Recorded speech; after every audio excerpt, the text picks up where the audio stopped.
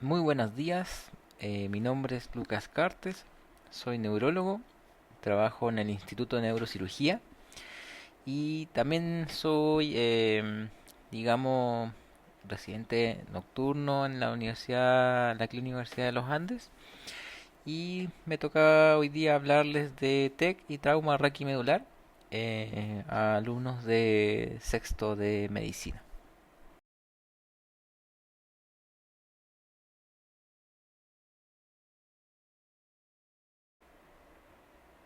Para comenzar, vamos a partir hablando de TEC, es decir, de trauma encefalocraniano, y luego vamos a hablar de trauma raquimedular.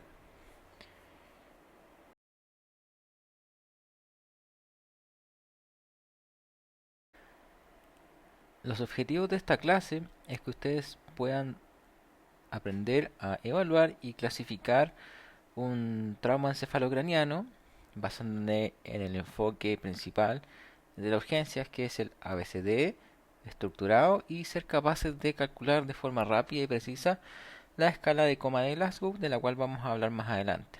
¿Ya? Posterior a eso, una vez hecha la evaluación y la clasificación, vamos a partir hablando de un diagnóstico preciso donde vamos a entrar en detalle de lo que es la definición de una injuria primaria, de qué significa la injuria secundaria y cuál es su importancia, y entender más bien cuáles son los signos de alarma de los que uno tiene que estar pendiente frente a la evolución de un TEC, y aprender a aplicar las reglas de predicción, sobre todo una regla que es la Canadian o regla canadiense para desestimar o más bien sospechar también cuadros que son potencialmente urgentes. Y por último, vamos a hablar del manejo inicial del TEC, eh, qué significa la neuroprotección básica, que es universal para todos los TEC, por así decirlo. Vamos a dar una pincelada de lo que es la manejos mucho más avanzados, pero que no son relevantes a esta clase, sino que nos vamos a enfocar el manejo básico principal para que ustedes después, la idea es que cuando les toque presentar en algún momento al buen neurocirujano, sepan cómo ser capaces de presentarle al paciente eh, lo más ordenadamente posible, y también sean capaces de estabilizar al paciente o intentar estabilizarlo lo que más se puede antes de presentarlo al neurocirujano.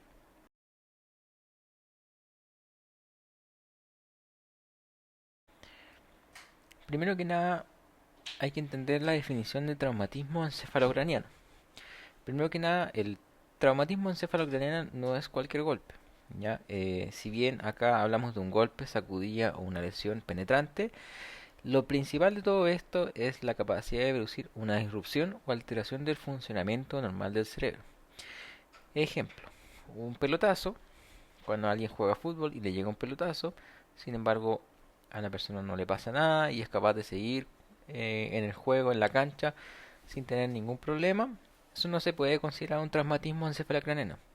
Sin embargo, si el mismo pelotazo le llega a la persona con tal intensidad que es capaz de producirle un compromiso de conciencia, un desmayo e incluso una crisis convulsiva, sí podríamos considerarlo un traumatismo encefalocraniano. En esos casos, cuando se produce esa alteración sin haber ninguna lesión, es lo que conocemos como una concusión cerebral, ¿ya? Muy visto también en los boxeadores cuando reciben un golpe muy fuerte y se desmayan y luego se recuperan, eso sí es un traumatismo, ¿ya? Pero frente a una lesión que no es capaz de producir un compromiso de conciencia o ninguna otra lesión cerebral, podríamos decir que no estamos frente a un traumatismo encefalocraniano. Por otro lado, eh, esta es una enfermedad heterogénea. Como vamos a ver más adelante, el traumatismo encefalocraniano obedece a múltiples causas y también es capaz de producir múltiples lesiones, y no todos los pacientes se van a comportar de la misma manera. No es lo mismo un paciente joven que tuvo un accidente de tránsito de alta energía frente a un paciente de mayor edad que tuvo un traumatismo de baja energía y que van a presentar lesiones completamente distintas.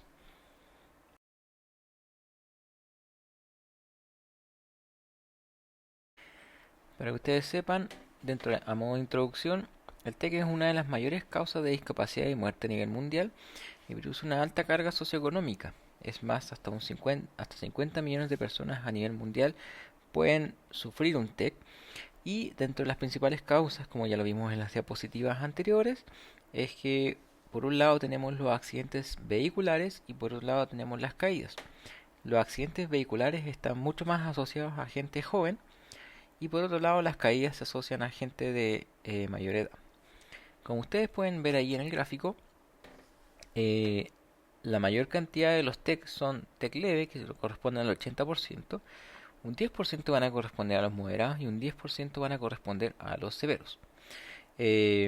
Como vamos a ver más adelante, eh, la mayoría de los TEC, la verdad, son leve, pero de los TEC que en el fondo son moderados o severos, incluso hasta un 0,9 a un 7,6 de 100 pacientes terminan en casos fatales, de los cuales en realidad los que son TEC severos son los que tienen la mayor probabilidad de terminar con una mayor morbilidad y mayor mortalidad.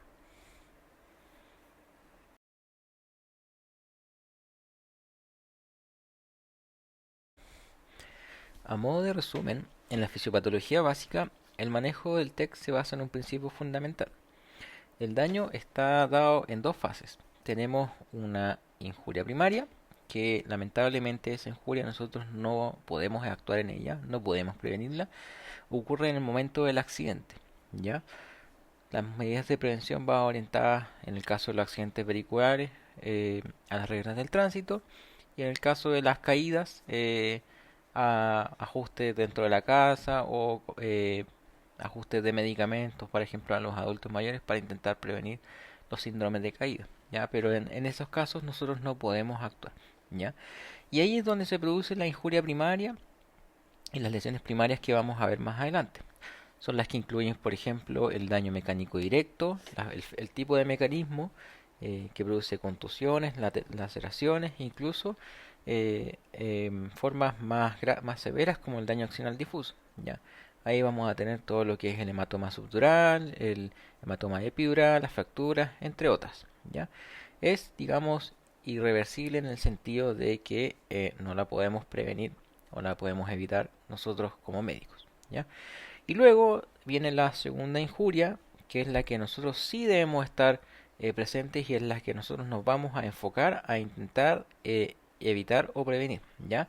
Que es la injuria secundaria y que en el cual ocurren una cascada de eventos fisiopatológicos que ocurren minutos a días después de que ocurre el trauma y que se deben a un montón de factores dentro de los cuales encontramos liberación de aminoácidos que son excitotóxicos, inflamación, falla energética de las mitocondrias y posteriormente la generación de edema cerebral, que todo eso va a conllevar a una mayor injuria cerebral y a una mayor morbilidad y discapacidad en el paciente, ¿ya? Por lo cual nuestro objetivo en realidad va a ser prevenir los agravantes de la injuria secundaria, que pueden ser injurias primarias que pueden agravar la injuria secundaria y también otros agravantes que pueden aparecer después como la hipoxia, la hipotensión y la hipertensión endocraniana.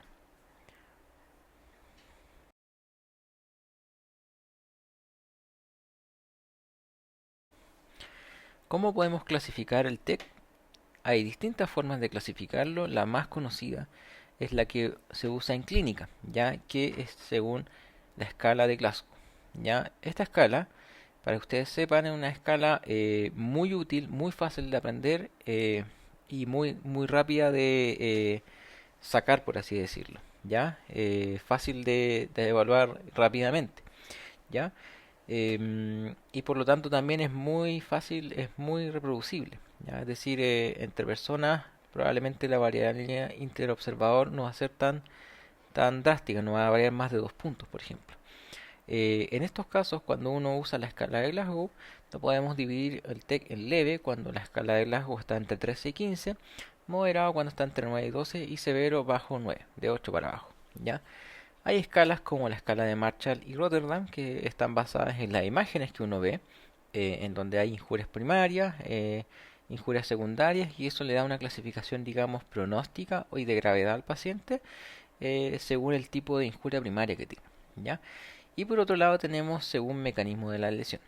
¿Ya? Tenemos TEC cerrado, cuando el TEC no compromete la dura madre, podría haber fractura, pero si no compromete la dura madre, se considera un TEC cerrado. En cambio, cuando hay laceración de la dura madre, es decir, se las, se, se- hay una apertura de esta zona y se entran, digamos, entran los bichos a la cavidad estéril, ya lo consideramos un TEC abierto y el manejo ya incluye probablemente profilaxis y otras medidas que no van a ser, no se van a discutir en esta clase, ¿ya?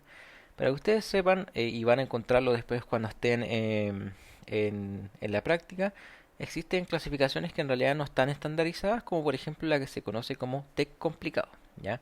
TEC complicado no es una clasificación que esté estandarizada, pero lo van a encontrar en los diagnósticos de los pacientes y básicamente significa cualquier TEC que tenga cualquier signo de complicación. Por ejemplo, un, em, un, un hematoma subdural, ¿ya? Podríamos tener un paciente que tuvo una crisis convulsiva o un compromiso de conciencia y no tiene nada, ese TEC no es complicado. Pero un paciente que sí, por ejemplo, a la imagen tuvo un hematoma subdural o un epidural, se le considera como complicado y el manejo es distinto. Por otro lado, decir eh, TEC complicado, teniendo un hematoma subdural, por ejemplo, o un epidural, y decir que el paciente está en Glasgow 13-15 y decir que es un TEC complicado leve, también es erróneo, ¿ya? Porque ahí lo que prima es la lesión primaria que ya se considera de una mayor gravedad, ¿ya? Es decir, ya tener un hematoma epidural subdural es súper grave, por lo tanto esa lesión en términos traumáticos se considera grave, ¿ya?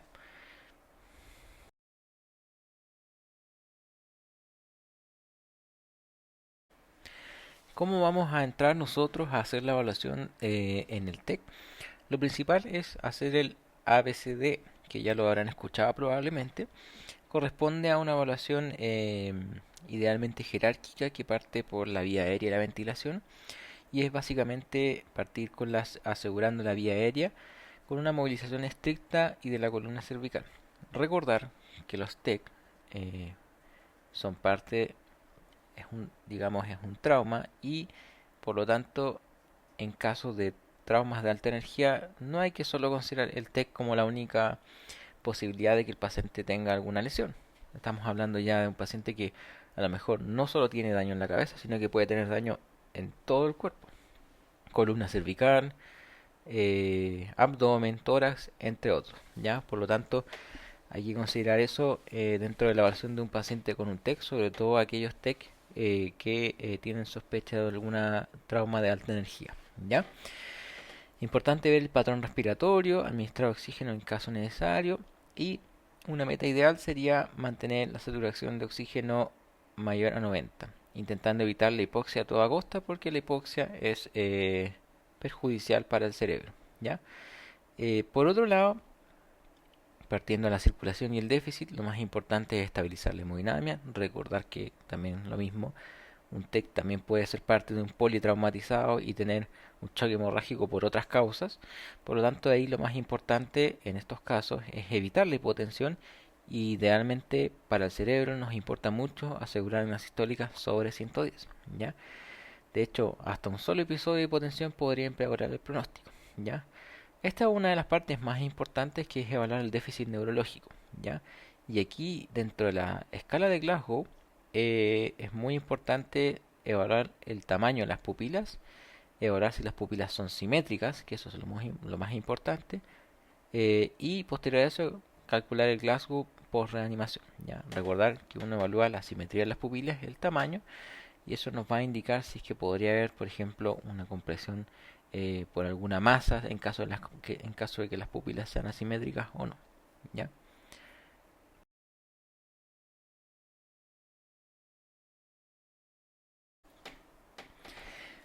Es muy importante cuando entremos a hacer la evaluación del déficit, la escala de Glasgow. ¿Ya? La escala de Glasgow, como ustedes pueden averiguar, fue inventada en Glasgow, que es una ciudad de Inglaterra, si no me equivoco. Y es una escala muy sencilla, muy fácil de aplicar. y muy rápida de aplicar. Esas son sus ventajas, ¿ya? Consta de tres elementos: la parte ocular, la parte verbal y la parte motora, y cada parte evalúa distintas cosas, ¿ya? De hecho, la gran mnemotecnia es que ocular, que es la parte de más arriba, son 4, después la parte verbal, que es la boca, son 5, y después lo que es abajo, motor, son 6. Así, si que quieren intentar entender la mnemotecnia, podría ser muy sencillo, ¿ya? Pero las ventajas a lo que voy de esta escala es que es fácilmente reproducible y fácil de realizar, ¿ya? Pero por lo mismo también tiene algunas desventajas que, como es muy simplista, también acorta o digamos quita, por ejemplo, algunos elementos que puedan ser importantes en algunos pacientes, ¿ya? Pero quizá en TEC no son tan importantes, pero para que lo sepan, por ejemplo, un paciente que tiene una afasia en Glasgow, por ejemplo, podría estar con verbal nulo y tener un Glasgow 4 nuclear y motor en 6, tener un Glasgow de 10, pero un Glasgow de 10 no suena tan bonito. O sea, en verdad es un Glasgow relativamente bajo, peligrando para llegar al Glasgow 8, ¿ya? ¿Cómo clasificamos nosotros la escala de Glasgow o los TEC usando la escala de Glasgow? Es que entre Glasgow 13 y 15 los clasificamos como un TEC leve, entre 9 y 12 lo clasificamos como un TEC moderado, y entre 3 y 8 como un TEC severo, ¿ya?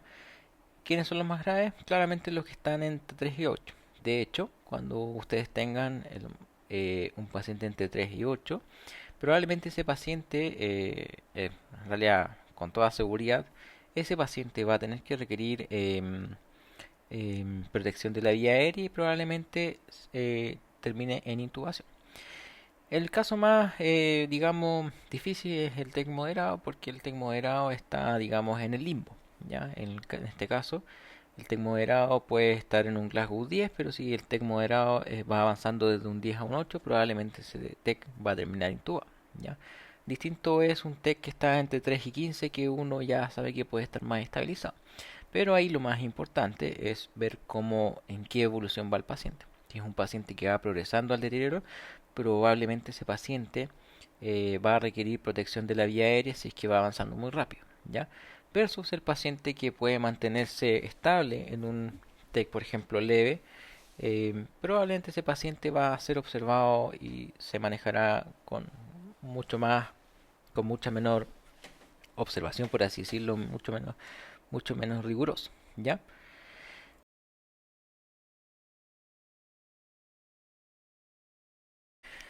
Ahora bien, una vez que un paciente ha sido evaluado, se hace el ABCD, se hace el LAJU, viene ver el tema de la neuroimagen, ¿ya?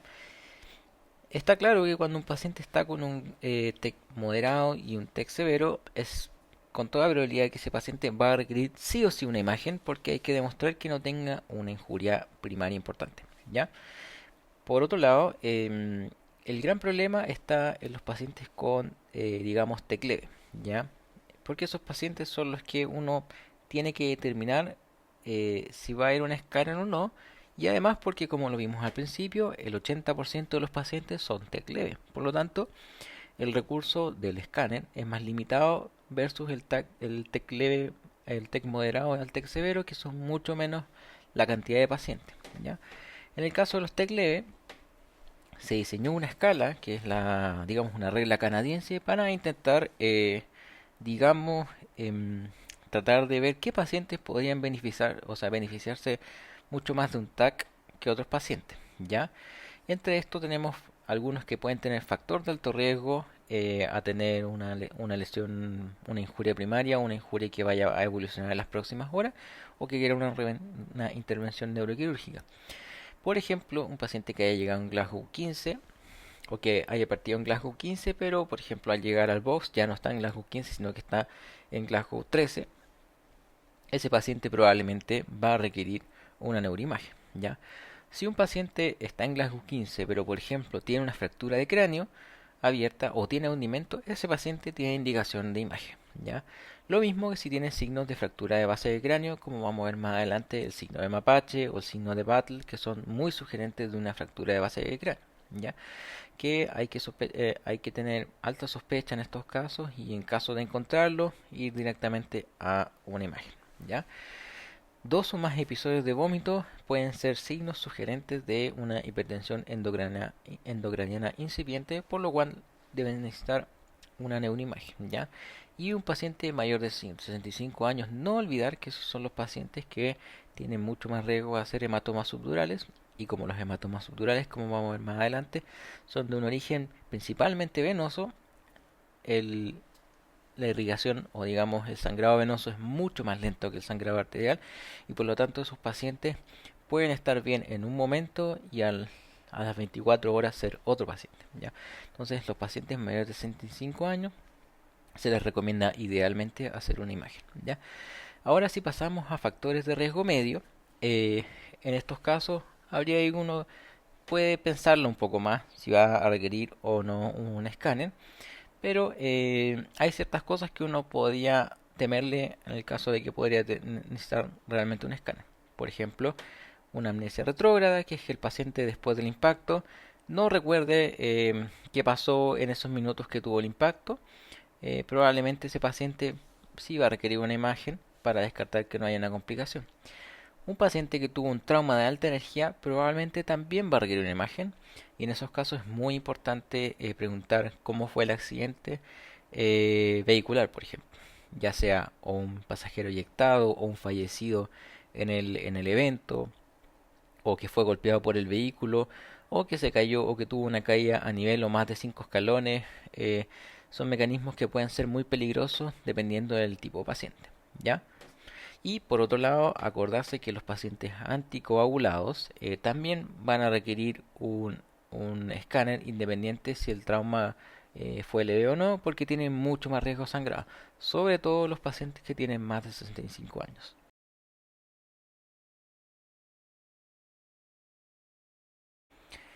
Y también acá tenemos, por ejemplo, una imagen de los ojos de mapache.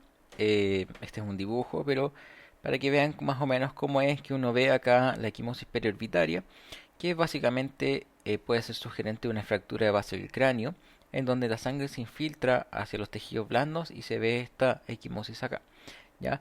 Existen otros signos como el signo de Battle, que es un signo en donde se ve una equimosis pero retromastoidea, que también significa lo mismo que el ojo de mapache, una fractura de la base del cráneo, la presencia de un hemotímpano o la presencia de otorragia, es decir, sangrado por el oído, o una otorraquia, que es sangrado, o sea, líquido cefalorraquídeo por el oído, o la presencia de rinorraquia, que es la presencia de un líquido muy claro por la nariz, ya que pueden ser signos de una fractura de base de cráneo.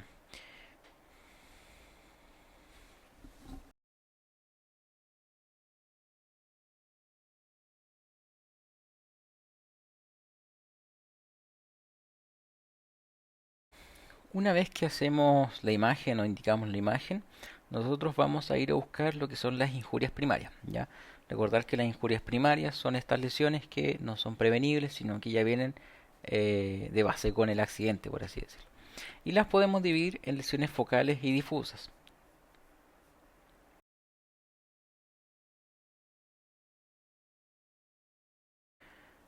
Dentro de lo que son las lesiones focales, tenemos primero que nada el hematoma subdural, que es un sangrado que está dentro de la dura madre, ¿ya? ¿Qué características tiene? Es que puede sobrepasar las líneas de las suturas.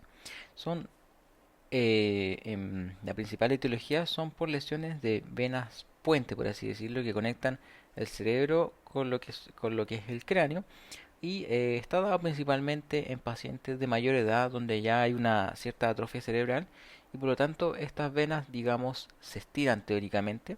Entonces frente a cualquier golpe pueden estirarse mucho más y rajarse, por así decirlo, o romperse y producir el hematoma subdural, ¿ya? Su gran característica es la forma de media luna, ¿ya? Aquí no se nota tan bien, pero en el fondo digamos que tiene una forma de media luna si lo ven con cierta imaginación, ¿ya? Y la otra característica, como hablábamos, es que como es un sangrado venoso, demoran a aparecer, ¿ya? Las lesiones venosas tardan mucho más en aparecer porque el flujo es lento y el crecimiento también es lento, ¿ya?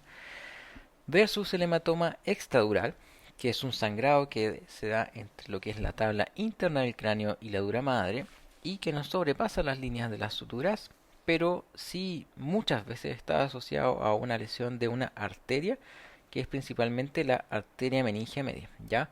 El hematoma extradural tiende a ser una emergencia, ya cuando si alguna vez les toca ver un hematoma extradural, van a ver que es muy dramático porque la gente corre para tratar de operar al paciente, porque en verdad avanza muy rápido, el sangrado arterial es muy rápido, ¿ya? Y por lo tanto el paciente se puede herniar y puede morir rápidamente, ¿ya? Su gran característica de la imagen, como lo pueden ver ahí, es que tiene la forma de un lente biconvexo, a diferencia del hematoma subdural, que tiene una forma de media luna.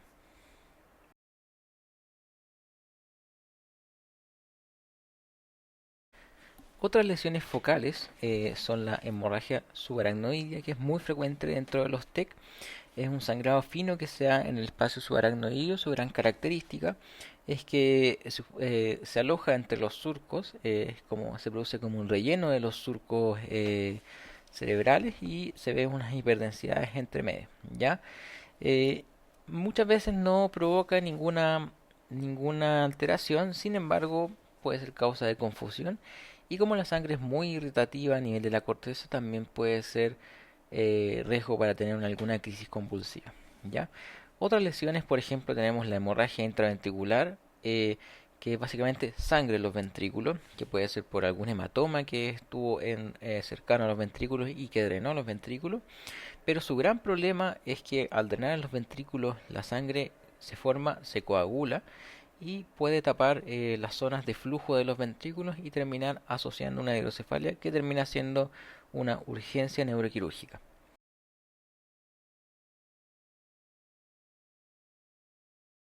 Finalmente, dentro de las lesiones focales tenemos las contusiones, que pueden ser hemorrágicas o no ser hemorrágicas aún, ¿ya? Que pueden ser precoces, se pueden ver rápidamente dentro del escáner, o ya aparecer de manera tardía, ¿ya? Y las fracturas de cráneo, ¿ya? Las contusiones tienden a tener una distribución en relación al mecanismo del golpe. Por ejemplo, ustedes ven aquí unas fotos, dentro de las cuales en la foto B se ve una contusión frontal, que muchas veces el golpe tiende a ser frontal, y muchas veces la contusión se puede producir una lesión por contragolpe a nivel de la zona occipital, ¿ya? En este caso no se observa una contusión por contragolpe, pero sí una contusión en la zona del, del trauma directo, ¿ya? Y por otro lado tenemos las fracturas de cráneo, eh, que podemos tener fracturas que no se desplazan, o fracturas que sí se desplazan, como la que tenemos acá en la letra D, que pueden estar incluso asociados a contusiones o hematomas hemorrágicos, valga la redundancia, em, y que son una causa muy importante en algunos casos, de crisis convulsiva, y si la lesión está conectada con la dura madre o está abierta, pueden ser incluso un foco de infección a formar un absceso de manera más tardía, ¿ya? De todas estas lesiones focales, para que ustedes sepan, hay que tratar de clasificarlas cuáles son más capaces de producir hipertensión endocraniana, ya cuál pueden tener un mayor efecto de masa, y a las que hay que tenerle más susto, por así decirlo, en ese sentido, son las contusiones hemorrágicas, sobre todo las que son muy grandes, porque pueden edematizarse y crecer y provocar mayor hipertensión endocraniana, y los otros pueden ser los hematomas subdurales, que también son causa de hipertensión endocraniana, pero que crecen lentamente, por así decirlo.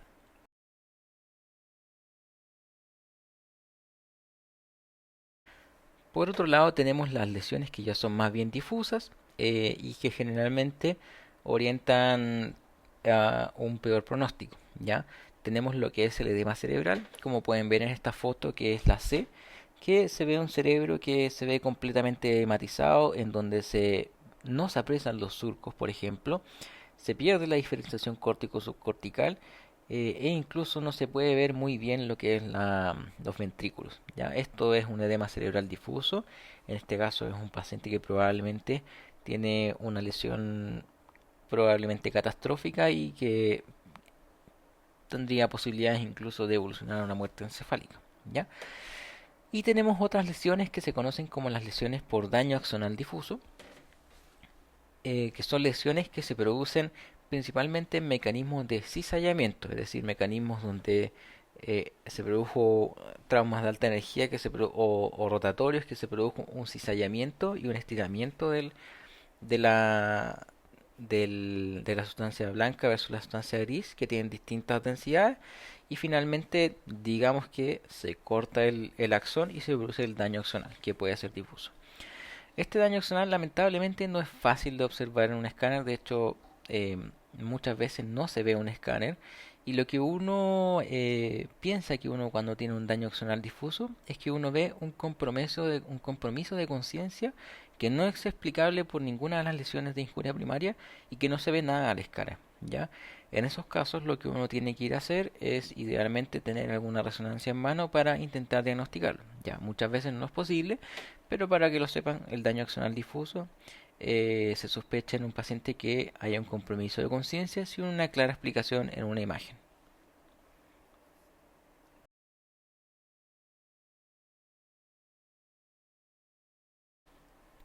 Por otro lado, cuando uno evalúa a un paciente es muy importante tener claro cuáles pueden ser las emergencias de un paciente que esté en riesgo inminente de herniación.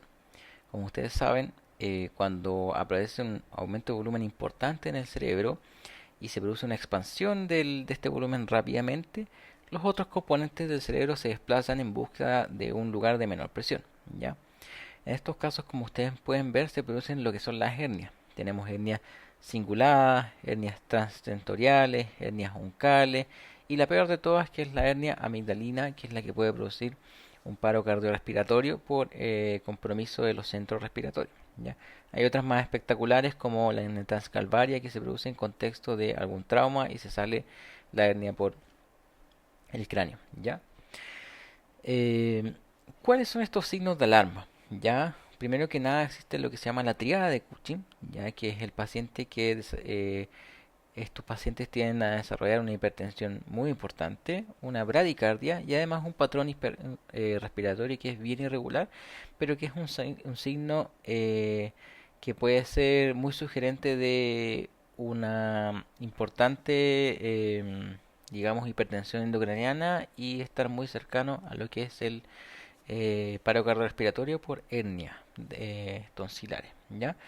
Tenemos signos que son muy sugerentes de una herniación uncal y aquí es muy importante ir a ver la pupila y ver la anisocoria, ya cuando hay una herniación uncal del mismo lado de la lesión, el uncus tiende a comprimir el tercer par que pasa muy cerca del uncus y al comprimir el tercer par se produce una parálisis del tercer par y lo que uno ve es una anisocoria con una midriasis en la zona lesional que es arefléctica y que puede ser un signo muy importante y muy urgente en el caso de una hipertensión neurocraniana. ¿Ya? Y en caso de que ya esto estemos muy cerca a que el paciente se comprometa, existen algunos agentes osmolares que actúan rápidamente para intentar disminuir el edema cerebral, que son los agentes como el suero hipertónico, que hay en distintas presentaciones, 3, 10%, incluso 23%, o el manitol, que es un agente muy parecido a la glucosa, pero que no se absorbe, digamos, sino que se bota todo por la orina y arrastra con el manitol agua, ¿ya?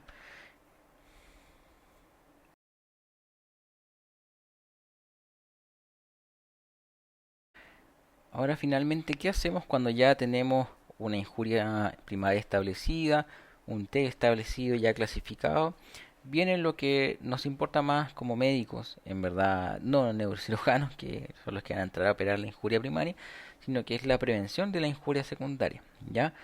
Que son acciones inmediatas que se pueden tomar desde la urgencia y a ir a hacer una protección básica, ¿ya? En TEC, sobre todo en TEC severo, hay distintos escalones, pero el escalón universal para todos los TEC es el escalón cero o Tier cero, ya que es la neuroprotección básica. ¿En qué consiste? Básicamente en una cabecera elevada a 30 grados para favorecer el flujo, el retorno venoso desde la cabeza, en una posición neutra, y así disminuir la presión intracraneana. Por otro lado, la hemodinamia, idealmente mantener al paciente euvolímico, evitar la hipotensión, idealmente también evitar la hipertensión, y ojalá intentar tener una presión sistólica estricta sobre 110, ¿ya? Lo mismo con la glucosa, idealmente lo que se recomienda es una glucosa, una glicemia entre 140, 180, no tener al paciente hipóxico y una temperatura idealmente en 36 grados, ni fiebre ni hipotermia, ¿ya?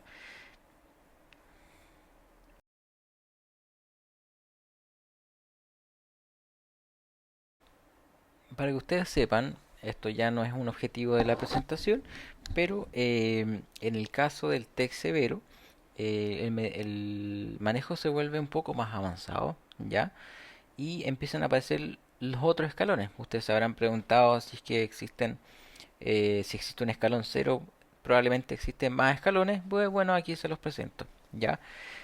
Cuando estamos frente a un TEC severo, entran a ver entran otras maniobras, entre las cuales primero tenemos que asumir que el TEC severo es un paciente que va a estar probablemente intubado, y por eso esos pacientes van a estar sedados, se va a titular la sedación, se va a provocar un mecanismo de hiperventilación para intentar disminuir un poco el flujo cerebral y que no haya una hipertensión neurocraniana, em, y probablemente requieran otras medidas como por ejemplo un electroencefalograma para descartar crisis convulsiva y ahí ir evaluando medidas para en el fondo tratar de disminuir la hipertensión endocraniana, que eso es lo que uno intenta de prevenir en la injuria secundaria, ¿ya?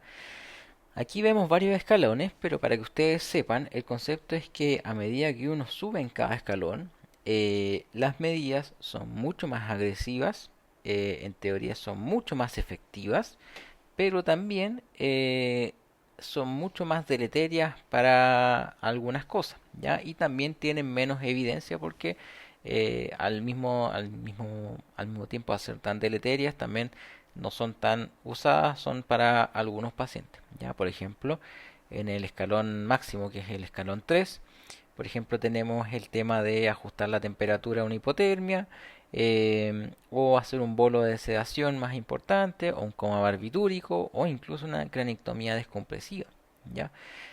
Son medidas que en el fondo ya son muy agresivas, muy efectivas, pero que la evidencia no los respalda tan rotundamente, ¿ya? Siempre lo más importante son las medidas básicas, que son las que tienen que tener todo paciente con TEC, y obviamente cuando nosotros estamos frente a un TEC que está descompensado de la hipertensión endocraniana, uno parte revisando primero las medidas básicas y luego va subiendo en escalones.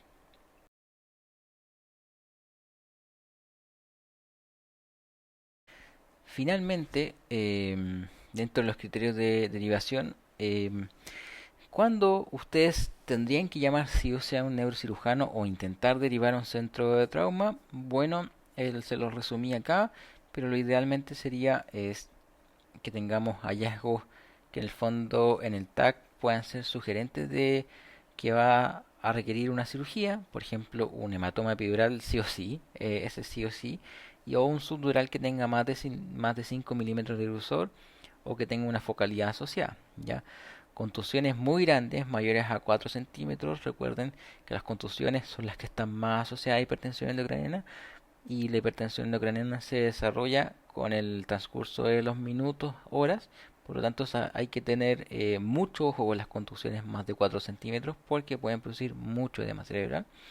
Y también o alguna lesión, una injuria primaria que haga una desviación de la línea media del cerebro más de 5 milímetros, ¿ya? Cualquier paciente con un compromiso neurológico severo, es decir, un paciente TEC grave, menos de Glasgow 8, o que tenga un deterioro neurológico progresivo, o que incluso le encuentren ustedes una asimetría pupilar, ¿ya? Y finalmente, lesiones que sean anatómicamente complejas, por ejemplo, una fractura de cráneo que tenga un hundimiento palpable o un desforramiento, una fractura abierta, cual todo TEC abierto, que tenga exposición de masa encefálica o una fístula de LCR, tiene que ser derivado a un centro de trauma o neuroquirúrgico, ¿ya? Por último, que no lo mencioné, ustedes van a ver que también existe lo que se llama la profilaxis con anticonvulsivantes, Ya, esto no lo puse en la diapositiva, pero para que ustedes sepan, la profilaxis anticonvulsivante está solo indicada para lo que es el TEC severo. Ya, lo que es el TEC leve y el TEC moderado no tiene una indicación formal, por lo tanto no tendría indicación de dejar anticonvulsivantes o antifármacos anticrisis, como se le llama ahora.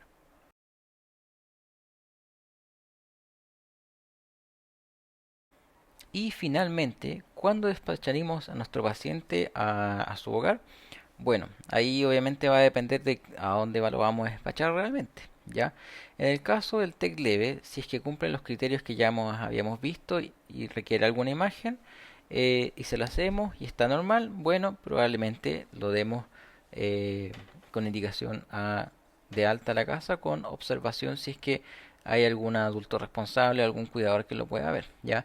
Eso es particularmente relevante en pacientes adultos mayores o en jóvenes que tuvieron un trauma de alta energía.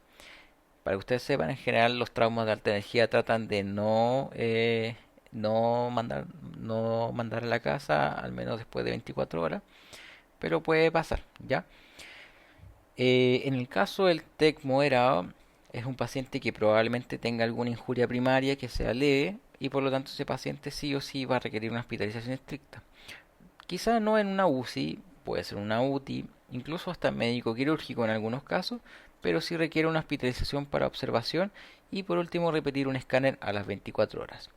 El caso del TEC severo ya es el caso más claro, que es el paciente que va a estar intubado y va a ir idealmente a una UCI y en algunos casos podría ir a una UTI, pero el manejo es netamente inicial en UCI. Ya ese paciente va a ir sí o sí a UCI y ahí probablemente paciente que va a requerir evaluación neuroquirúrgica, va a requerir algún manejo neuroquirúrgico, va a requerir muchas otras medidas que nosotros o ustedes como internos no van no van a ser capaces de realizar porque ya son medidas ya de especialidad.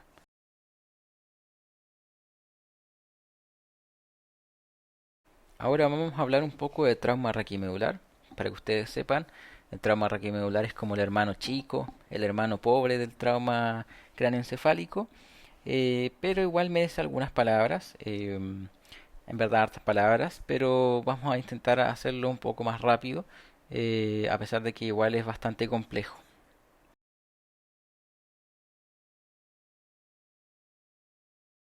Los objetivos del trauma raquimedular son básicamente muy parecidos a los del escáner, o sea, a los del TEC, que son sospechar clínicamente del trauma raquimedular, saber qué es una lesión medular, cómo son las lesiones medulares, conocer que existe una escala para evaluar a los pacientes con trauma raquimedular, entender un poco el concepto de shock neurogénico, shock medular, hacer un manejo inicial y identificar y derivar cuando sea necesario.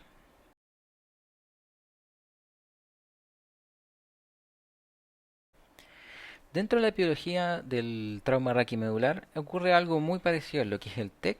Tenemos dos peaks, por así decirlo. Tenemos un peak de adolescentes y adultos jóvenes y un peak de adultos mayores, ¿ya?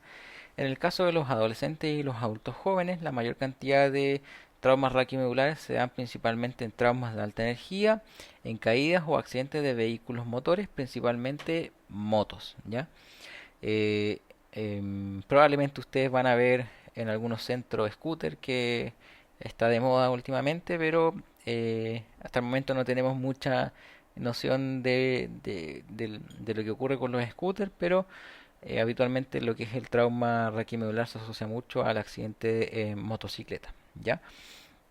Y por otro lado, los pacientes adultos mayores son pacientes que tienen algún antecedente de osteoporosis o algún antecedente de una raquiestenosis, tienen una caída pequeña con un golpe en la cabeza o en el cuello y pum, hacen el déficit neurológico medular, siendo un trauma de baja energía, pero que tiene dentro de sus factores predisponentes, ¿ya? Para que ustedes sepan, igual que los traumas craneoencefálicos, afecta con mayor frecuencia a los hombres y la edad promedio de distribución es de 43 años.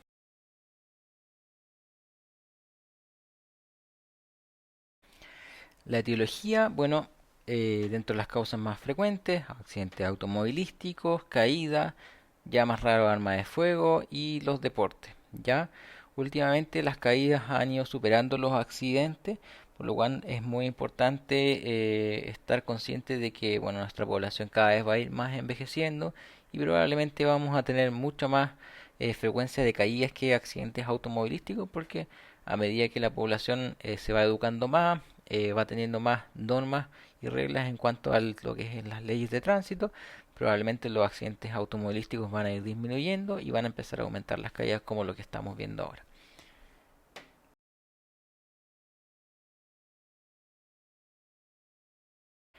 ¿Cuáles son los mecanismos del trauma? Bueno, en este caso el trauma raquimedular puede darse por lesiones por hiperextensión que se dan en caso de accidentes automovilísticos donde el cuello se puede pegar un latigazo y en esos casos producir este daño a nivel de la médula, ya sea por una compresión de una hernia o agravamiento de una hernia en núcleo pulposo y compresión de la médula. En otros casos hay fracturas por compresión, ya sea por clásicamente el joven que se tira de piquero y choca con una roca de cabeza y en el fondo hay una compresión medular por una fractura de la vértebra, ¿ya? Otras como una caída en escaleras que pueden producir hiperflexión o rotación, ¿ya?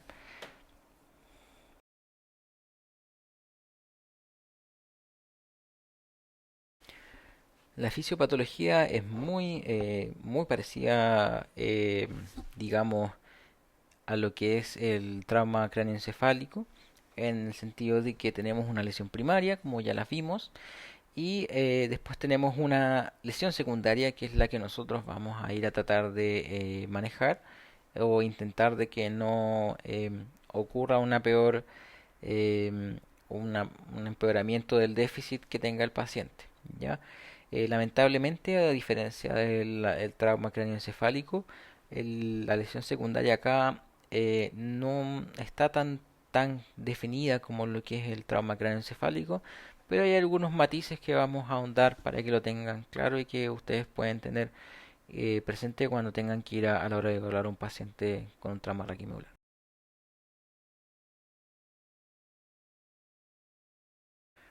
Dentro de la fisiopatología, recuerden que estos pacientes, eh, vimos que teníamos una injuria aguda y luego viene lo que es la injuria cerebral secundaria y se caracteriza por cuatro fases en las que tenemos fase aguda, subaguda, intermedia y crónica, pero básicamente lo que ocurre es que primero tenemos un cuadro inflamatorio, una lesión con un cuadro inflamatorio, que luego se producen todos estos mecanismos de excitotoxicidad, liberación de radicales libres, entre otros. Y finalmente, cuando lo que va a ocurrir es que van a entrar células del sistema inmune inflamatorias y van a empezar a degradar todo lo que está en la médula con la inflamación. Y finalmente, si esto no, digamos, no lo manejamos bien, va a terminar formando una cicatriz coalescente y una cavitación, que es lo que vemos en esta última foto.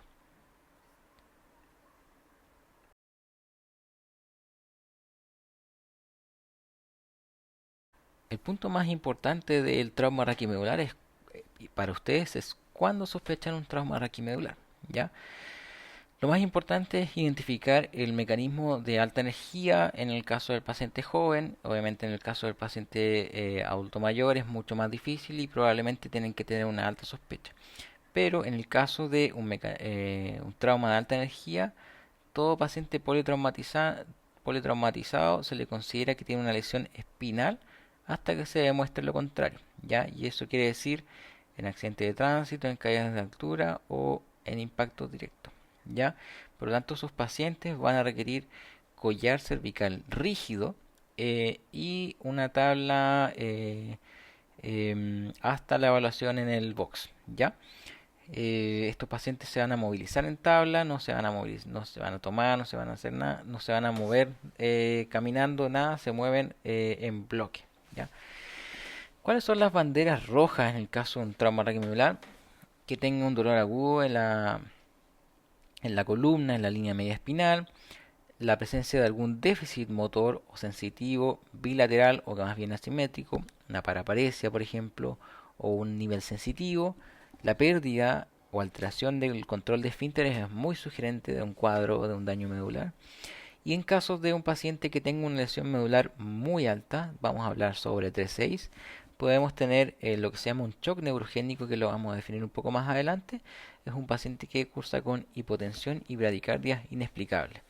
Y ya en lesiones cervicales altas, sobre C5, en donde tenemos inervación ya diafragmática, el paciente va a ser incapaz de respirar por sí mismo y va a empezar a tener una respiración diafragmática paradojal que probablemente termine en una intubación para protección de la vía aérea y evitar el agotamiento del- de la musculatura ventilatoria.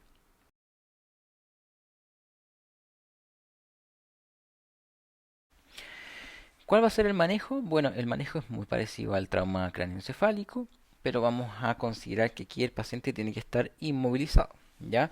Existe el ABCDE y lo primero que uno siempre tiene que evaluar en estos pacientes que uno sospeche lesión cervical alta es evaluar la vía aérea. Ya si un paciente tiene una lesión cervical alta, sobre ese 5 ese paciente tiene que requerir soporte ventilatorio y tiene que estar intubado. ¿Ya? Porque ese paciente se va a agotar y puede tener un paro cardiorrespiratorio, ¿ya? Así que las lesiones cervicales altas sí o sí tienen que tener una evaluación de la vía aérea y idealmente considerar fuertemente la intubación, ¿ya? Y el soporte ventilatorio temprano, ¿ya? Sobre la inmovilización, como lo habías mencionado, un collar cervical rígido a todos los pacientes ante la sospecha clínica o la presencia de un TEC o algún compromiso de conciencia. No olvidar, como vimos anteriormente, lo voy a volver a repetir, que a un paciente que pueda tener un TEC también es capaz de tener otros traumas en el cuerpo y no olvidar que el cuello es uno de ellos también, ¿ya? La tabla espinal se utiliza en el momento en que el paciente debe ser trasladado, ¿ya? Una vez que llegue el paciente al box, la tabla debe ser retirada para evitar que se generen úlceras por presión u otras lesiones, ¿ya? Y lo otro importante es que el paciente siempre se tiene que movilizar en bloque, ¿ya? Si el paciente no se moviliza en bloque, tiene mucho riesgo de tener una lesión medular o agravarla, ¿ya? ¿Cuándo uno iría a retirar el collar cervical?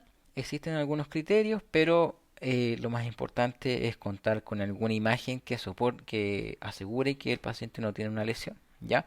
Dentro de lo clínico, uno podría asegurar que el paciente que no tenga dolor en línea media, no tenga déficit neurológico, un Glasgow 15, no estuvo intoxicado o no tuvo lesiones distractoras, podría hacerse un retiro clínico del collar. Pero ojo, ya, por mucho que el paciente no tenga déficit, puede tener riesgo de tenerlo, ya. Por lo tanto, siempre asegurarse que el paciente tenga alguna imagen de respaldo, tanto como para ustedes como para la seguridad del paciente.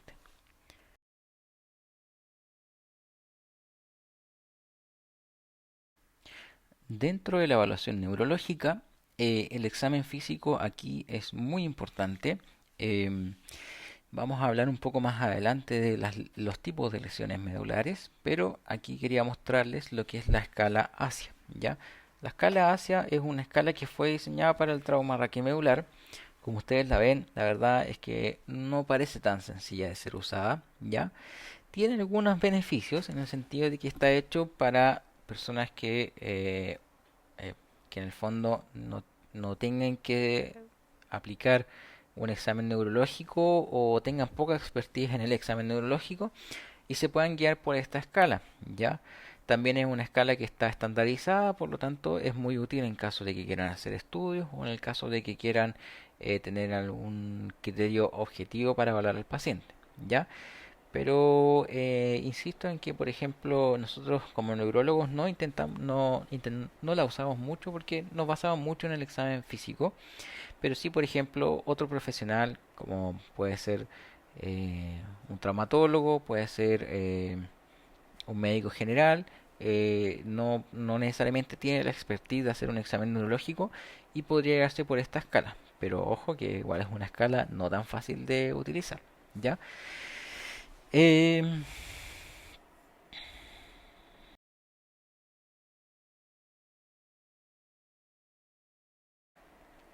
Aquí tenemos la escala ASIA. eh, Cuando uno ya hace la evaluación del paciente, tiene que clasificarlo en alguno de estos categorías, ya siendo la categoría A, hacia A, es la peor de todas, que es la sección medular completa, y que clínicamente el paciente no conserva ni una función motora, ni sensorial, ni de esfínteres, ¿ya?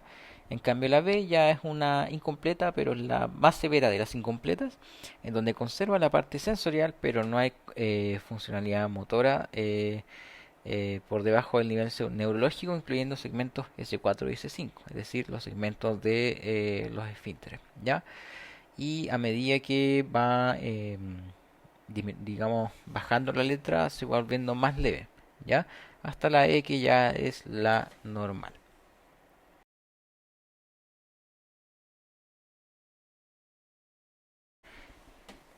Esa es una forma de evaluar al paciente con una escala ASIA, pero la otra manera es tener en claro cómo es el examen neurológico y lo vamos a repasar un poco acá con la anatomía medular.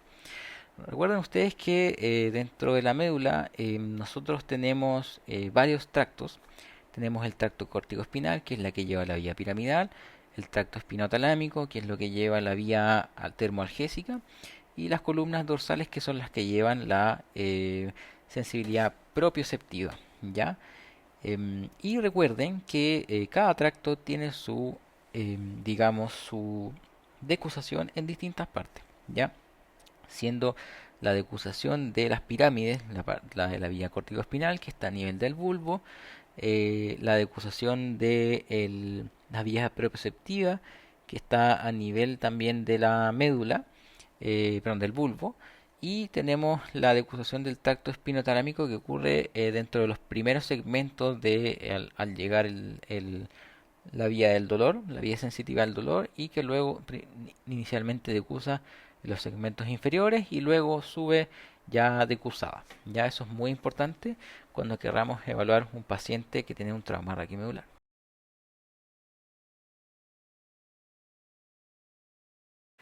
Partiendo de la lesión medular completa, que es la más sencilla de todas, es el paciente que bajo cierto nivel vamos a tener un paciente que tenga, en el caso de las lesiones cervicales o en la parte motora, una tetraparesia, es decir, compromiso de las cuatro extremidades, o en el caso de la parte dorsolumbar, una paraparesia, si es que tenga compromiso de ambas extremidades, ¿ya? Lo que es la parte sensitiva se va a manifestar como lo que se llama un nivel sensitivo, que nos va a indicar por los dermatomos cuál es el nivel medular afectado, ¿ya? Y por otro lado, lo otro que vamos a ver es que siempre la médula, cuando hay una afectación completa, también va a tener afectación de los esfínteres, ya sea el paciente principalmente no es capaz de orinar o está con incontinencia de esfínteres, ¿ya? Em, si uno quisiera ir realmente a la seguridad de que estamos frente a una lesión medular, sobre todo completa, el reflejo más importante para ir a evaluar, digamos, una lesión medular y que puede ser muy discriminatorio clínicamente es el reflejo bulbo cavernoso, ¿ya? El reflejo bulbo cavernoso es el reflejo más, digamos, caudal que existe de todos y es el reflejo que frente a una lesión medular se altera fácilmente, ¿ya? ¿En qué consiste? Bueno, el reflejo bulbo cavernoso es, ustedes en el fondo, en el caso de un hombre, toman el pene y lo aprietan. Y al apretarlo, en teoría, lo que debería ocurrir es que el esfínter anal se contrae, ¿ya? Si eso no ocurre, el paciente probablemente, en el contexto que ustedes están evaluando, que sospechan que tiene un trauma raquimedular, probablemente ese paciente tiene una lesión medular.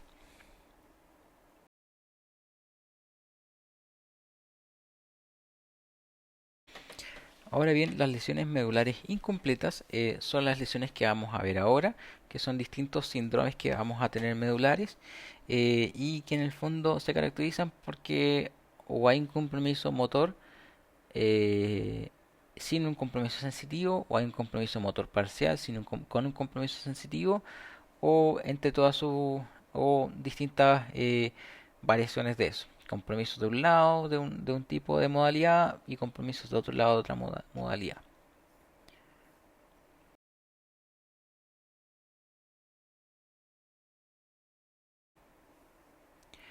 En el caso de lo que se llama, partamos con lo que es el síndrome de hemisección medular o lo que se conoce también como síndrome de Brown-Séquard, ¿ya? Este síndrome se caracteriza, como lo dice el nombre, una lesión, una hemisección de la médula o una lesión de la hemimédula, en la cual se caracteriza principalmente por una alteración, una paresia ipsilateral de la pierna, es decir, un déficit motor ipsilateral que va a ser espástica. Recuerden que si la lesión es, por ejemplo, en T5, todo lo que está abajo de médula va a estar preservado. Sin embargo, lo que está a nivel de T5 es donde va a estar la lesión. ¿Qué quiere decir eso? Que la segunda motoneurona va a estar preservada hacia abajo. Por lo tanto, lo que ustedes van a ver es que la motoneurona va a ser una paresia espástica ipsilateral del lado de la pierna, ya, del lado de la lesión, ya, porque en verdad lo que tiene lesionado es solo un segmento de la médula y en realidad lo que tiene cortado es la vía corticoespinal, no todas las neuronas que están hacia abajo, ya. Eh, Va a haber una alteración de la propiocepción ipsilateral. Recordemos que tanto la vía corticoespinal como la vía propioceptiva decusan en la médula, por lo tanto la lesión va a ser el déficit que vamos a ver va a ser ipsilateral, pero lo que es la termoalgesia va a ser una alteración contralateral, es decir, el paciente con una hemisección medular va a tener una alteración de la termoalgesia en el lado contralateral, ¿ya? Em, y para que ustedes sepan, en teoría el síndrome de hemisección medular, dentro de todos los síndromes, tendería a ser el que tiene un poco mejor pronóstico respecto a todos los otros síndromes.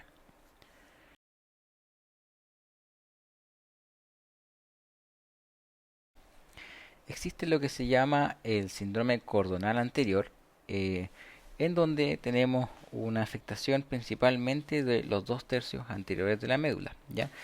Acá en esta diapositiva les puse varias etiologías, pero eh, recordemos que estamos en el contexto de trauma requimolar y el contexto de acá es solo mostrarles los diagnósticos sindromáticos, ¿ya? ¿Qué es lo que van a tener un síndrome cordonal anterior? ¿Ya? Que es básicamente la afectación de lo que es la vía corticoespinal bilateral, va en la vía termoalgésica bilateral. Por lo tanto, lo que va a tener una afectación del tracto corticoespinal bilateral, y es decir, si la lesión se produjo en T5, recuerden que todo lo que está hacia abajo va a producir una paraparesia espástica, versus si se produjo, por ejemplo, en C3, va a ser una tetraparesia espástica, eh, y todo lo que esté abajo va a tener una alteración de la sensibilidad del tracto espinotalámico, y lo que es la vibración y la propiocepción va a estar conservada.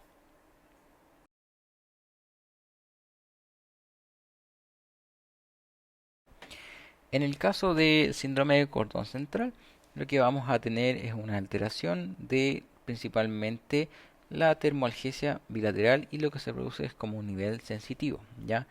Las etiologías acá no son tanto traumáticas, salvo que sea un trauma medular con hiperextensión cervical, pero básicamente al producirse una lesión central, lo que ocurre es una lesión del tracto epinotalámico y a nivel de la lesión donde se produjo el síndrome de cordón central, vamos, como es la zona donde decusa el tracto espinotalámico, vamos a tener un nivel suspendido.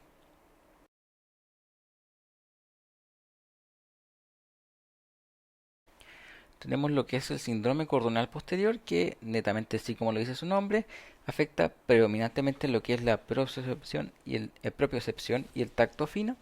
Y lo que ustedes pueden ver es una ataxia sensitiva o alteración de de la vibración y la propiocepción. Y en algunos casos, cuando hay extensión un poco más hacia anterior, podría tener compromisos de lo que es la vía corticoespinal y dar compromiso del tracto corticoespinal y dar una paresia espástica.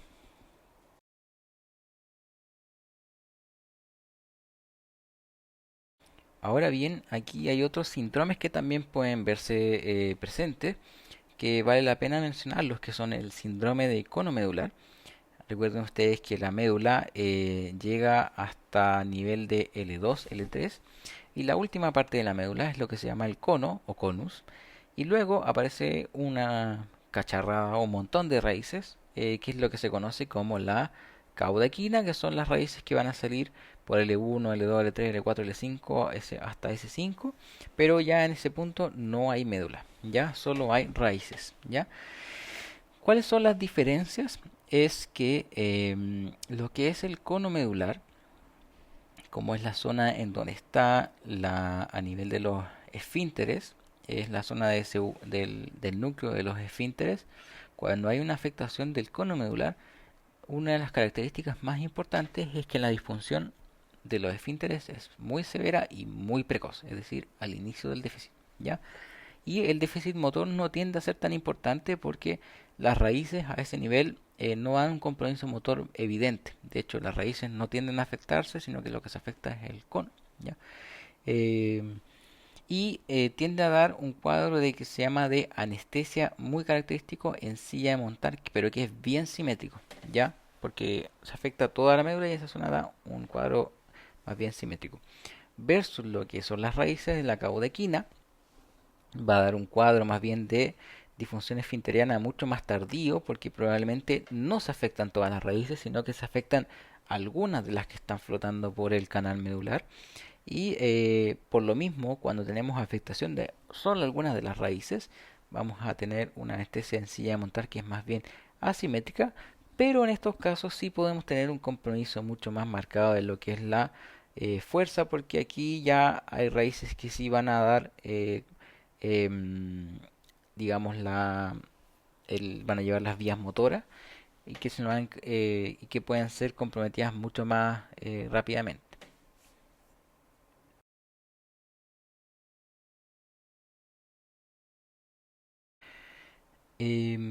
Otro concepto que sería bueno que lo conozcan es el concepto de shock neurogénico y lo que se conoce como shock medular, ¿ya?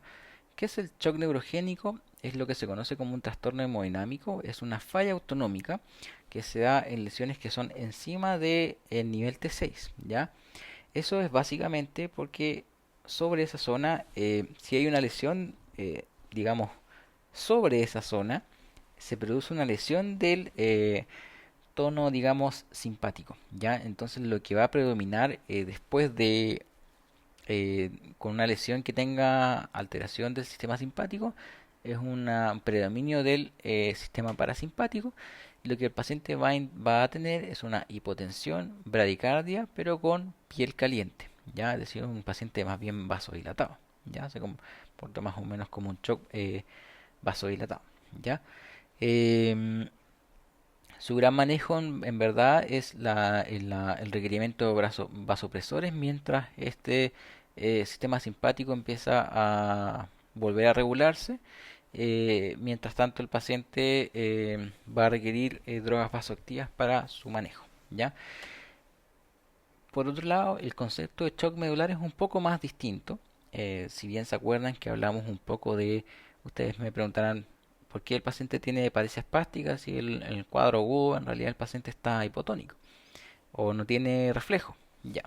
Bueno, eso es lo que en el fondo ocurre en los pacientes con un trauma raquimedular en el episodio agudo. Ustedes, lamentablemente, uno en el trauma raquimedular, el déficit no se va a comportar como un déficit de un paciente de un síndrome de primera motoneurona o espástico, ¿ya? Va a tener algunos elementos, pero no todos, ¿ya? Lo que ustedes pueden ver es que el paciente va a tener digamos, en este caso un shock medular, un trastorno neurológico agudo transitorio. Como se interrumpe la conducción medular, el paciente tiende a desarrollar un cuadro de parálisis más bien flácida con arreflexia, con anestesia bajo la lesión. Contrariamente, lo que uno podría tener una paresia espástica y donde hay una hiperreflexia y una espasticidad, ¿ya? Sin embargo, lo que ustedes pueden encontrar sí o sí dentro de los reflejos es un reflejo de Babinski que les puede orientar directamente que el paciente pueda tener una lesión medular. Y si quieren confirmarlo, si es que hay mucha duda de que el paciente tenga alguna lesión eh, medular, uno puede ir a buscar el reflejo bulbocavernoso que ya lo mencionamos anteriormente.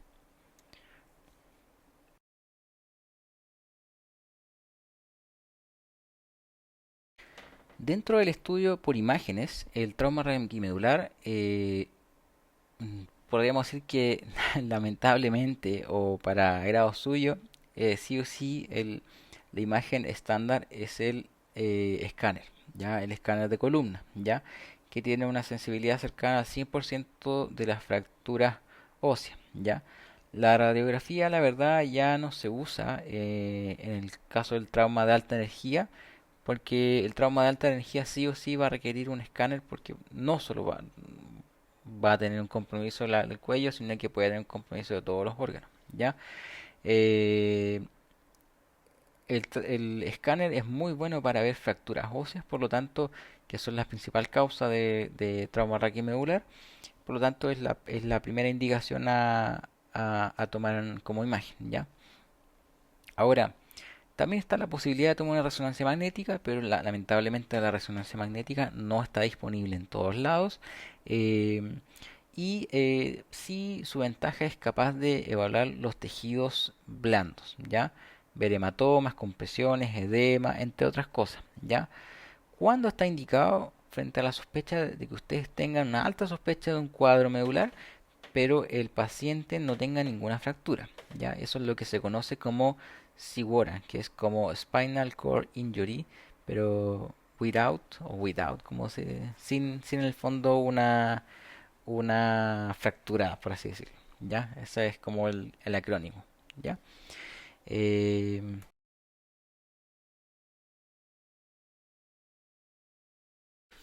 y bueno, una vez que ustedes sospechen el trauma, identifiquen que el paciente por el escáner tiene una lesión concordante con el trauma, eh, aquí funciona igual que la neurología del tiempo-cerebro. Bueno, aquí el tiempo también es columna, ¿ya? Siempre, lo primero de todo es intentar eh, instaurar medidas de neuroprotección básica, como las iguales que tenemos en el trauma cráneoencefálico. Sin embargo, las metas son un poco distintas. Por ejemplo, las metas fisiológicas para evitar una lesión secundaria es mantener una PAM sobre 85-90 idealmente durante los primeros 7 días para asegurar una perfusión medular. Recuerden que estos pacientes cuando tienen lesiones muy altas pueden tener shock neurogénico y por lo tanto van a requerir más que reanimación con fluidos, van a requerir uso precoz de vasopresores, ¿ya? Porque su tono simpático está alterado, ¿ya? Recordar también tener idealmente una saturación mayor a 90-93, una presión arterial de oxígeno entre 60 y 100, evitar la hipoxemia y también la hipercapnia severa. Y también los pacientes con trauma raquimedular, lo más importante también es evitar la anemia severa. En estos casos, una anemia bajo 7, ¿ya? Van a escuchar por ahí que hay algunos pacientes que les van a dejar corticoides. La verdad es que los corticoides no hay una evidencia clara en el uso. Em, no está claramente, no está dilucidado si realmente son beneficiosos o no. Tampoco son de uso rutinario, pero incluso la evidencia demuestra que los riesgos son mayores que los beneficios. Eh, ¿Cuáles son estos riesgos? Infecciones e hiperglicemia, ¿ya? Em, en mi opinión, un paciente que es sano podría recibir corticoides, ¿ya? Pero consideren el riesgo de que el paciente pueda tener hiperglicemia y acuérdense que la hiperglicemia es sustrato para infecciones en el fondo o infecciones de vía operatoria, incluso si es que el paciente se va a operar. ¿Ya? Por lo tanto, hay que considerar, valorar ese ítem, sobre todo si es que en el fondo no le estamos aportando nada al paciente y solo le estamos aportando un medicamento que en verdad no tiene ninguna evidencia tan clara.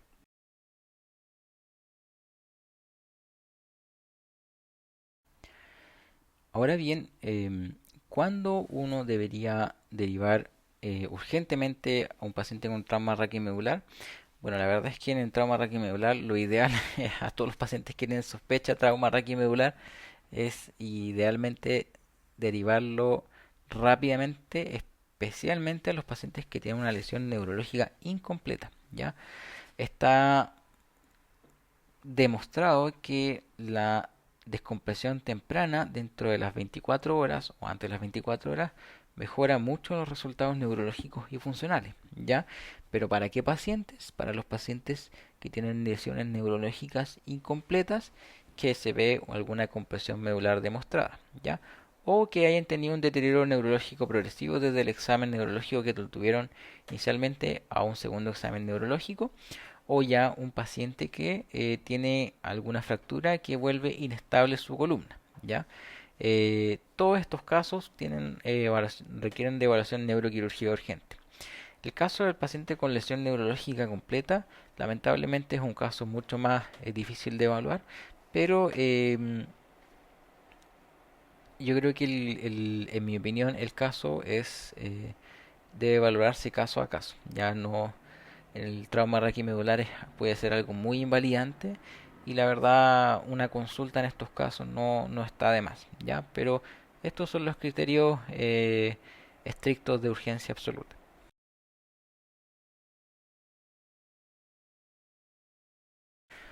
Por otro lado, todo paciente con trauma raquimedular está muy susceptible a tener estos problemas, ¿ya? Recordemos que el paciente con trauma raquimedular va a tener un síndrome de inmovilización muy importante. Puede estar pléjico de las piernas, puede estar tetrapléjico, y eso condiciona a muchos problemas, entre los cuales, por ejemplo, tenemos complicaciones tromboembólicas y pulmonares, es decir, riesgo de hacer eh, trombosis venosa profunda y evolucionar a un TEP, que puede ser incluso masivo, muy malo, o tener también complicaciones en la mecánica ventilatoria, que puede llevar a atelectasias, a neumonías, e incluso una falla respiratoria. Recuerden que los pacientes con lesiones altas no pueden, digamos, probablemente un paciente de una lesión alta sobre C5 va a requerir que el paciente se intube, ¿ya? Sobre lo que son las piel y las úlceras, recuerden que lo ideal es cuando el paciente llegue es retirar la tabla espinal lo antes posible, considerando que el paciente no se mueve y tiene riesgo de hacer LPP, ¿ya? Y muy importante ahí es instalar un protocolo de rotación en bloque estricto, ya para evitar mayor daño en el paciente. Complicaciones que se pueden ver un poco más tardías son complicaciones urológicas y reflexia autonómica, entre las cuales el paciente, recuerden que no va a tener un trastorno de esfínteres y probablemente evolucione a una retención urinaria con el tiempo. Y como el paciente tiene un sistema nervioso autonómico desregulado por compromiso del simpático o bien del parasimpático por una desregulación, se produce lo que se llama una disreflexia autonómica, en donde el paciente frente a ciertos estímulos, sobre todo parasimpáticos, curiosamente, perdón, todo lo contrario, frente a ciertos estímulos que son simpáticos, como por ejemplo un llene vesical importante, pueden llevar a que eso produzca un aumento descontrolado de la presión arterial y en el fondo llevar a una emergencia hipertensiva con el cual lo único que requiere para el manejo de esa emergencia hipertensiva es que el paciente orine, es decir, ponerle una sonda, ¿ya?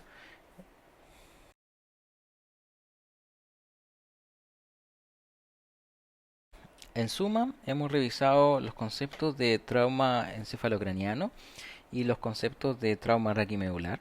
Aquí quería hacer algunas conclusiones para el caso de sus internados y la aproximación.